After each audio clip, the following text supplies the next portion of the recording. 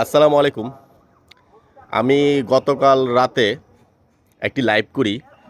জনকল্যাণ পার্টির প্রধানমন্ত্রী জনাব খায়রুল প্রধানমন্ত্রী সে আমার লাইভে অনেক কথা বলে।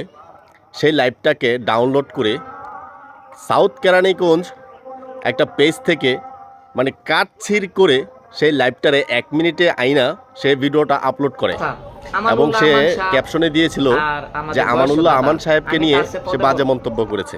যারা আমার লাইভটা দেখেছেন তারা বুঝবেন লাইভটা এইভাবে করা হয় নাই কা। যে এই ভিডিওটা কাটছিড় করে ডাউনলোড করছে সে এটা অপরাধ করছে। যারা আমার লাইভটা দেখবেন তারা বুঝতে পারবেন যে আসলে মূল ঘটনাটা কি। তো সেই ভিডিওতে অনেকেই বাজে বাজে কমেন্ট করতেছে আমাকে নিয়ে, খায়রুলকে নিয়ে। খায়রুল তো একজন মানসিক রুগী বলতেই চলে, মানসিক ভারসাম্যহীন খায়রুল। তো তার কথা কাটছিড় করে এখানে আমাকে অপরাধী বানাইছে এবং খায়রুলকে অপরাধী বানাইছে।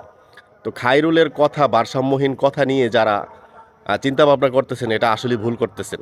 আমি ভাই রাজনীতি করি না এবং রাজনীতির আলাপ আলোচনা আমার মধ্যে নাই, আর আমি রাজনীতি বুঝি না বলতেই চলে। তো যে ব্যক্তিটা ওই সাউথ কেরানীগঞ্জ নিউজ একটা পেজ আছে, সেই পেজ থেকে ভিডিওটা ছাড়া হয়েছে এবং সেটা পরেও তো চলতেছে। অলরেডি 45,000 ভিউ অলরেডি হয়ে গেছে। আমি একটু আগে ঘুরে দেখে আসছি।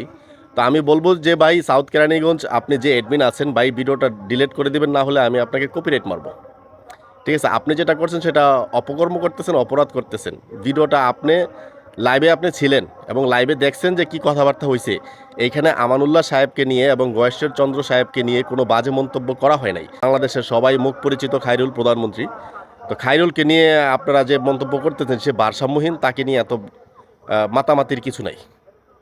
তো আমার পিছে ভাই লাইগেন না, আমি ভাই রাজনীতি করি না, এগুলো আমার দ্বারা যায় না ভাই। ঠিক আছে, আর আমি আমানুল্লাহ সাহেবকে খুবই সম্মান করি, শ্রদ্ধা করি। ধন্যবাদ।